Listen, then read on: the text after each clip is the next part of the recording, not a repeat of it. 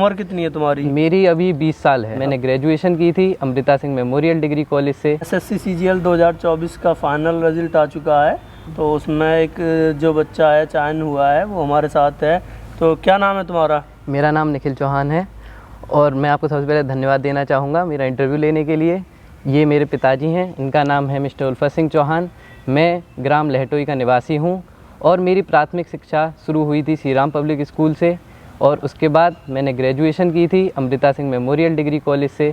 और साथ ही साथ मैंने सबसे पहले एनडीए की परीक्षा होती है वो दी थी। उसको एनडीए की परीक्षा कब दी थी? मैं 12th पास करने के बाद ही देना स्टार्ट कर दिया था। 12th कब, कौन से साल? 2021 में। 2021 में श्री राम पब्लिक स्कूल से जी 12th की। जी। अच्छा। फिर उसके बाद एनडीए के पेपर दिए थे मैंने 4 बार क्वालिफाई किया, लेकिन किसी कारणवश मेरा इंटरव्यू क्वालिफाई नहीं हो पाया था उसमें। फिर उसके बाद मैंने ग्रेजुएशन के बाद कुछ एग्ज़ाम्स दिए, जैसे कि सीडीएस का दिया था और एफकेट का दिया था। रिटर्न मेरा दोनों का क्लियर हो गया, उसमें भी मैंने इंटरव्यू दिया। इंटरव्यू में मेरा पास नहीं हो पाया था। फिर और साथ ही साथ मैंने जेई मेंस वगैरह के भी एग्ज़ाम दिए थे जिनको मैंने क्वालिफाई किया था। मेरी जेई मेंस में परसेंटाइल थी 98.6 परसेंटाइल। और फिर उसके बाद अभी मैंने एसएससी सीजीएल का एग्ज़ाम दिया जिसे मैंने पास कर लिया है और मुझे डिपार्टमेंट ऑफ पोस्ट मिली है। अच्छा, ये बताइए इसमें रैंक कितनी मिली है आपको? मेरी रैंक आई है 11,524 रैंक है मेरी इस एग्जाम में। ऑल इंडिया रैंक जी होती है 11,524। 524। उम्र कितनी है तुम्हारी? मेरी अभी 20 साल है। अब 20 साल की उम्र में भाई ने जो है एसएससी सीजीएल क्वालिफाई कर लिया है। ये एक अपने आप में बहुत बड़ी बात है। तो आगे क्या सोचा है आगे? आगे अभी मैं सोच रहा हूँ इसे ज्वाइन कर लूँगा, लेकिन साथ के साथ तैयारी करता रहूँगा, एक अच्छी जॉब और ले सकूँ। दोबारा एसएससी सीजीएल दूंगा जो इस बार आने वाला है 25 वाला, तो उसमें एक और किसी अच्छी पोस्ट के लिए मैं दोबारा एग्ज़ाम दूंगा। जैसे विदेश मंत्रालय की एक बहुत अच्छी पोस्ट है। एमईए जो होता है आईएसओ, उसके लिए जी। तो एमईए के लिए हम आपको बता दें इसमें बहुत सारी फैसिलिटी जो मिलती हैं। इसमें आम जनता है, चाहे वो शाहरुख खान हो, सलमान खान हो या कितना ही छोटा आदमी हो, उसके लिए ब्लू पासपोर्ट जो मिलता है वो ब्लू कलर का मिलता है। लेकिन जो एमईए वाले ऑफिसर्स होते हैं उनके लिए वाइट कलर का पासपोर्ट मिलता है। और उनके जो लगेज की तो एयरपोर्ट पर चेक इन होती है, लेकिन उनकी चेक इन भी नहीं होती है। तो एक बहुत बड़ी पोस्ट होती है जो 4 से 6 लाख रुपए सैलरी होती है। तो ये विदेश में भी काम करते हैं। और जो इंडियन एम्बेसी होती है किसी भी देश में, तो उसमें एसएससी सीजीएल से एमईए वाले जो होते हैं उन्हीं का चयन होता है। आपका जो टारगेट है वो एमईए है? जी, तो एमईए की काफ़ी अच्छी पोस्ट है, तो इस बार मैं यही सोच रहा हूँ कि उसके लिए क्वालिफाई कर पाऊँ। अच्छा, ये बताइए इसमें उम्र कितनी, एज कितनी होती है, एज लिमिट जो होती है वो कितनी होती है? एज लिमिट मुझे एग्जैक्ट नहीं पता, लेकिन शायद 30 साल के आसपास तक देते हैं। एसएससी सीजीएल में 30 साल की जो एज लिमिट होती है।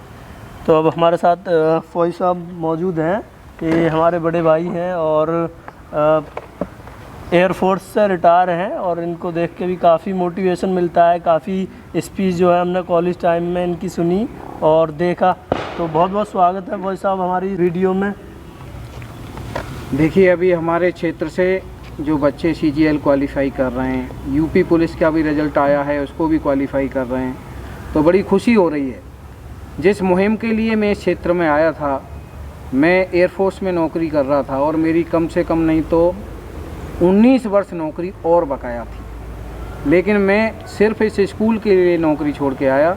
मैंने इस क्षेत्र में आके ये सीबीएसई बोर्ड का स्कूल दिया और यहाँ से अब तक सैकड़ों बच्चे प्राइवेट और गवर्नमेंट जॉब में निकल गए।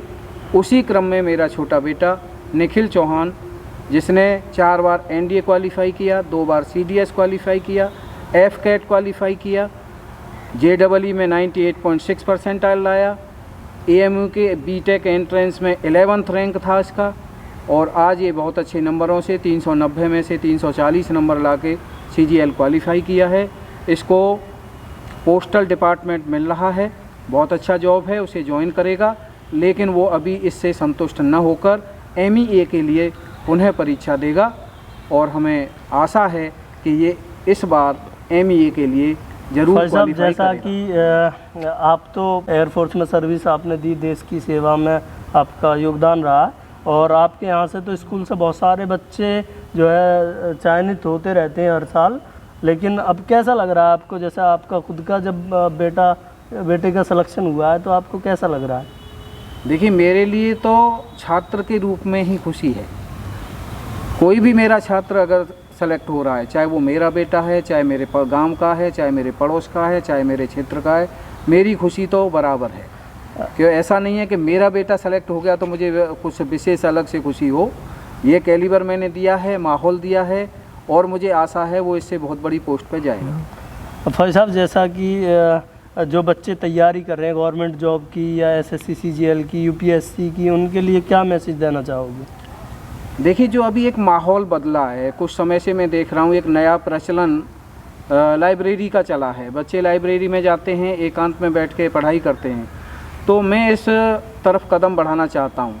लाइब्रेरी और कोचिंग सेंटर दोनों एक साथ ज्वाइन करके कहीं ना कहीं स्थापित करने की कोशिश करूँगा, और जो बच्चे भटक रहे हैं, जिनको सही मार्गदर्शन नहीं मिल रहा है, उनके लिए मैं ज़रूर मार्गदर्शन प्रदान करूँगा। बहुत बहुत धन्यवाद। और हम जो है निखिल चौहान के उज्जवल भविष्य की कामना करते हैं। तो ये पढ़ाई का जो टाइम टेबल था, किस तरीके से किया, वो सारी चीज़ें बताइए, क्योंकि बहुत कम उम्र में जो है SSC CGL क्वालिफाई किया है। जी, तो ऐसे था कि पढ़ाई लिखाई के लिए मैंने, जैसे मेरा मतलब बीटेक भी मैं कर रहा था, तो मुझे ज़्यादा टाइम नहीं मिल पाता था, लेकिन जब भी मुझे टाइम मिलता था तो मैं थोड़ा बहुत उसके लिए CGL के लिए तैयारी करता था। कोचिंग करी है अगर? नहीं, मैं मतलब ऑनलाइन कोचिंग कर रहा था। मैंने बहुत सारे अलग अलग टीचर्स से पढ़ाई की है। जैसे मैथ में गगन प्रताप सर हैं, उनसे पढ़ता था, और मैंने रीजनिंग पढ़ी थी विक्रमजीत सर से, और इंग्लिश मेरे पे एक बुक थी नीतू मैम की वॉल्यूम 1, उसी से पढ़ा करता था। और जीके के लिए मैं एक यूट्यूब चैनल ज्वाइन कर रखा था परमार GS नाम से, तो मैं उसी से पढ़ाई किया करता था। तो जैसे अलग अलग दिन होता था, जैसे छुट्टी वाले दिन होते थे तो उस दिन मैं ज़्यादा पढ़ पाता था, जैसे 7-8 घंटे तक पढ़ लेता था। लेकिन जिस दिन मुझे टाइम नहीं मिल पाता था तो 1-2 घंटे पढ़ लिया, लेकिन लगातार पढ़ना ज़रूरी था, तो मैं डेली कुछ ना कुछ टाइम ज़रूर देता रहता था। बहुत बहुत धन्यवाद निखिल चौहान। धन्यवाद भैया जी।